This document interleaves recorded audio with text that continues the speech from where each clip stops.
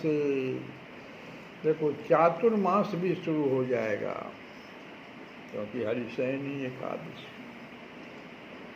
तो बलराम जी भगवान के लीला को समझ नहीं पाए। लखी बल प्रेम अधिक सब काही, करत विचार अपुचित चाही। यह देखि बल सोई मन अचरज भोई, ता दिन बल के भयो संदेह, शिशुन विषय देखी ब्रज कौने। एक एक बात रोहिणी नंदन को विस्मय से पूर्ण कर दे रही है। और अब बलराम जी पूछ रहे हैं, विचार पहले करने लगते हैं कि अखिल आत्मा श्री कृष्ण चंद्र के इतने निकट रहने पर भी श्री कृष्ण चंद्र के पीछे क्या लगाए?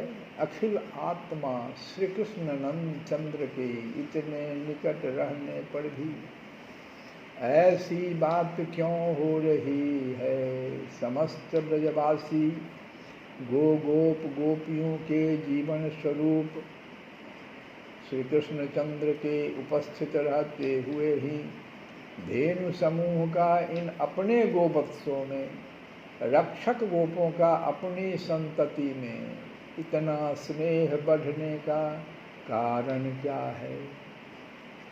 इनका जैसा प्रतिक्षण बंधनशील अपरिसीम स्नेह श्री कृष्णचंद्र के प्रति है, ठीक वैसा ही स्नेह वत्सतरों के प्रति और शिशुओं के प्रति कैसे हो गया? ऐसी बात पहले तो कभी नहीं हुई थी। इतनी बात बलराम जी के विचार में आ गया, ये सब क्या हो रहा है? श्री कृष्णचंद्र यहाँ खड़े हैं और इनको छोड़कर ये वत्स तरों के प्रति, शिशुओं के प्रति इतना स्नेह कैसे हो गया? जहाँ आत्मज्ञान का आलोक नहीं। अब यहीं पर एक सूत्र आता है कि लोग कहते हैं हम ज्ञान के बल पर भगवान को जान लेंगे। तो बलराम जी बहुत भगवान के पास हैं, वो नहीं जान पाए। कहते हैं जहाँ आत्मज्ञान का आलोक नहीं, वहाँ उस अंतःकरण में तो अज्ञात आत्मा के सुख के उद्देश्य से ही पुत्र आदि के प्रति प्यार का प्रवाह संभव है। किंतु जहाँ जिन नेत्रों के सामने अखिलात्मा विशुद्ध सत्य विग्रह से कृष्णचंद्र विराजित है, निरंतर अत्यंत निकट अवस्थित रहकर चिन्मय लीला रससुधा का दान कर रहे हैं, वहाँ अन्य के प्रति आकर्षण, यहाँ तो भगवान स्वयं उपस्थित है। और तब इनको छोड़कर ऐसा आकर्षण, अपनी संतति के प्रति स्नेह कैसे संभव हुआ? त्रिगुणमय संसार में सुख के आधार स्थिर नहीं, उनमें परिवर्तन होना अनिवार्य है। स्नेह के पात्र बदलेंगे ही।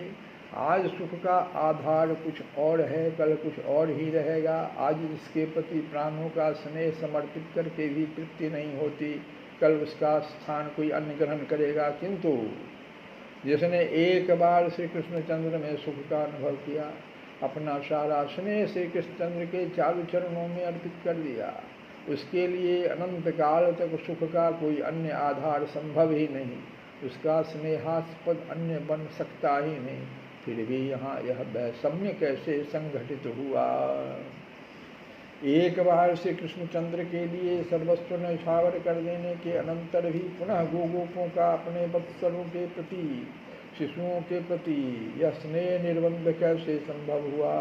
और इनकी बात दूर, स्वयं मेरी भी ऐसी दशा क्यों हो गई? बलराम जी सोच रहे, बलराम जी सोच रहे, विचार रहे, मुझे भी ये शिशु, ये गोवत्स ठीक अपने अनुज के समान ही क्यों प्रिय लग रहे हैं? इस आश्चर्य की भी कोई सीमा है? आखिर ये बातें हो कैसे रही है? किस अघटन घटनी महाशक्ति के प्रभाव से गायों की, गोपों की मेरी ऐसी अवस्था हो रही है।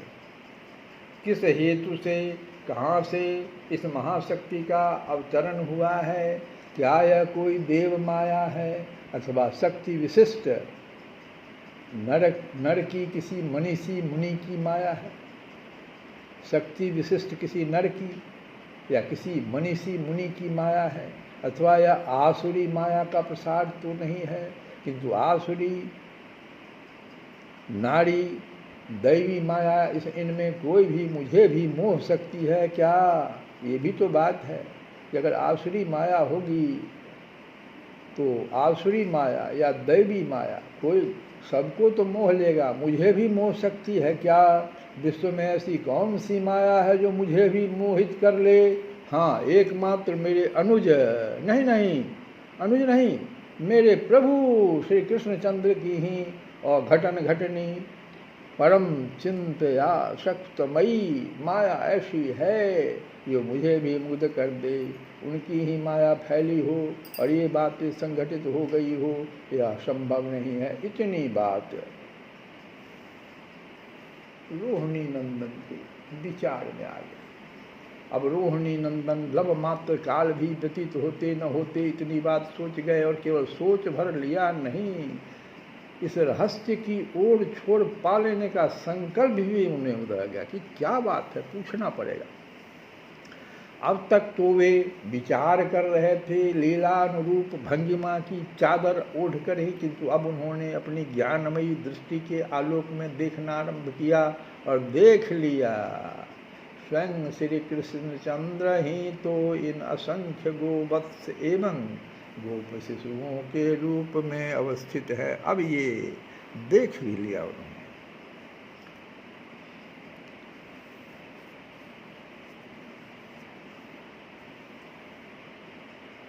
पिबत न अस्तन बालक जेऊ,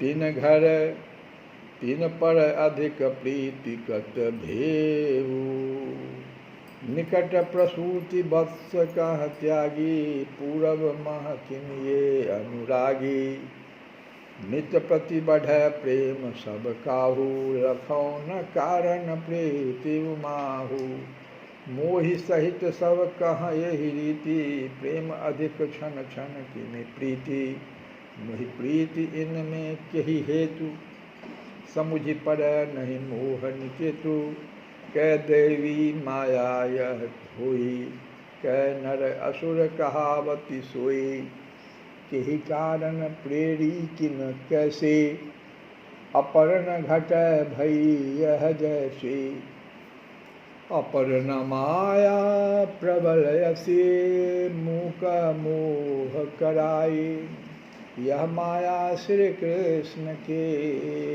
असुर मोह मन ठहराई, अस विचारी बलराम ज्ञान दृष्टि देखी तबहि, कृष्ण देव सब ठाम बछड़ा बत्सव आप हरि, कृष्ण देव सब ठाम।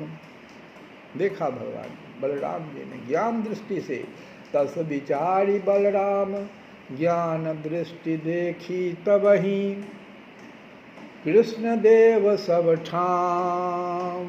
सब जगह कृष्ण है, कृष्ण मैं सिया राम मैं सब जग जानी, करहूँ प्रणाम जोरी जुग, कृष्ण देव सब ठाम बछड़ा बत्सप आपु हरि, बलबीर ज्ञान दृग देखि तहाँ, प्रभु आत्म भूति विभूति महा, सब विश्व चराचर व्यापी रहो, बछरानि सखा किमि जाई कहो, ये ब्रज बालक वे तो नाही, पाछे हुते जूया ब्रज माही, अब तो नाम दाम दल अंबर, बेनु विषान बेत बल कंबल, कंकन किंकनि भूषण जीते, मोह श्री कृष्ण अभासत तीते। जो कुछ भी दिखाई पड़ रहा है चाहे कंकन हो, किंकनी हो, भूषण हो, बेनु हो, विशान, बेत, बल, कंबर, नाम, दाम, दल, अंबर, सब श्री कृष्ण।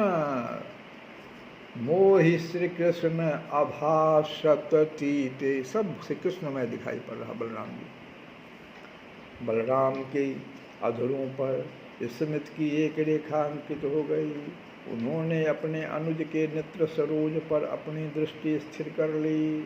फिर एक साथ आदर्श, विनय और कृत्रिम नम्रता, मधुमय व्यंग, सरस परिहास, अपरिसीम स्नेह, महान आदर, पवित्र प्रणय, रोष, न जाने कितने भावों का बलराम जी के भीतर इतना भाव जग गया कि सब कुछ मुझसे छुपाया ही। तो कितने भावों का रस वाणी में भरकर वे बोल उठे, भैया रे श्री कृष्ण नहीं नहीं, हे सर्वेश्वर देवता। पहले बोले भैया रे श्री कृष्ण, फिर कहे नहीं नहीं, हे सर्वेश्वर देवता, सुनो देखो, गोवत्स गोप शिशुओं के रूप में पार्षद नहीं नहीं, ऋषि नहीं, एकमात्र तुमने ही इस असंख्य रूपों में आत्म प्रकाश किया है। यहाँ दिख रहे हैं वत्स, शिशु एवं उनसे संबंधित अनन्य अनंत पदार्थ, किंतु वास्तव में तुम्हारे अतिरिक्त यहाँ अन्य कोई नहीं, कुछ भी नहीं, केवल तुम ही इन असंख्य रूपों में मूर्त हो रहे हो। बता दो भैया, हे महामहेश्वर, बता दो प्रभु, इन परिदृश्यमान गोशावक, गोप बालक, श्रृंग, वित्र, छींके आदि अनंत रूपों में आखिर तुमने आत्म प्रकाश किस उद्देश्य से किया है, ये तो मुझे बता दो। विस्तार से नहीं, संक्षेप में ही सुना दो भैया। रोहिणी नंदन ने शीघ्र उत्तर पाने की प्रतीक्षा सी व्यक्त करते हुए कह दिया कि विस्तार से नहीं, संक्षेप में ही सुना दो भैया। धीर कंठ से इतनी बात कह दिया जब दाऊ भैया ने पूछ ही लिया। जब दाऊ भैया ने पूछ ही लिया तब श्री नील सुंदर भी अब उनसे गुप्त क्यों रखे। समस्त विवरण उन्होंने अग्रज को विस्तार से सुना दिया। नैते सुरेशा ऋषियो न चैते, नैते सुरेशा ऋषियो न चैते, त्वमेव भासी सभिदाश्रये अपि सर्वं पृथक्त्वं निगमात् कथं वदेत्युक्तेन वृत्तं प्रभुना बलौ वैत, तुमयब सकल माहि मोहि भाषत, तुम अव सकल माहि मोहि भाषत, तब गति अगम वेद इनि भाषत, मोहि बुद्धि ब्रह्म कय साची, सब मह तुम ऐसी मति राची, तव हरि कंज सुवन कृत भाखी, अबल सौ कछु दुराव नहीं राखे। जैसे बलराम जी ने पूछा कि तुम अब सकल माहि मोहि भाषत, सकल सब जगह तुम दिखाई पड़ रहे हो, तब गति अगम वेद इनि भाषत, ये कोई असंभव बात नहीं, वेद तो ये कह रहा है। मोहि बुद्धि भ्रम, यह मेरा बुद्धि का भ्रम है कि क्या यह साची, क्या यह सच बात है, सो बताओ तो। सब माँ तुम ऐसी मति राची, तब हरि कंज सुवन कृत भाखे, बल सौ कछु दुराव नहीं राखे, जब हंसी हरधर हरि तन चहयो, हरि तब सब हरधर सौ कहयो। भगवान ने सब कुछ कह दिया क्या। इस प्रकार बलराम के समक्ष श्री कृष्णचंद्र के आत्म विहार का रहस्य प्रकट हो गया। और अब आ रहे हैं जो प्रकट कर दिया, तो क्या बात प्रकट किया, तो वही पद्मयोनि ब्रह्मा जी की बात। पद्मयोनि ब्रह्मा जी का, पद्मयोनि अपनी कृत्य का परिणाम जानने, श्री कृष्ण चंद्र पर अपनी माया का प्रभाव देखने, मोहित हुए श्री कृष्ण चंद्र की बाल्य माधुरी का रस लेने। इधर दोनों भाई के बीच बातचीत चुपचाप हो गई और ब्रह्मा जी को कुछ पता नहीं चल रहा। ब्रह्मा जी अब आ रहे हैं देखने कि हम जो किया उसका परिणाम क्या हुआ। तो अपनी कृतिका का परिणाम जानने, श्री कृष्ण चंद्र पर अपनी माया का प्रभाव देखने, मोहित हुए श्री कृष्ण चंद्र की बाल्य माधुरी का रस लेने, भ्रांत हुए हैं वे। क्या भ्रांत हो गए क्या? अन्यथा श्री कृष्ण चंद्र पर अपनी माया विस्तार करने की वृत्ति उनमें नहीं जागती। अरे जिनकी माया संकर्षण को भी भ्रमित कर दे रही है, अरे जिनकी माया बलराम जी, संकर्षण बलराम जी को भी भ्रमित कर दे रही है, उनका विधि की माया क्या करेगी। ब्रह्मा जी तो विधि है, जब संकर्षण जी को भी, जो भाई के रूप में है, जब उनको भी भ्रमित कर दे रही है। संकर्षण हूँ नहीं सुधि परे, संकर्षण हूँ नहीं सुधि परे, विधि बाबरऊ जो पति पति मोरे। विधि क्या करेगी? विधि मन ब्रह्मा जी, उनको क्या पता क्या। तो श्री कृष्ण गोविंद हरे मुरारे।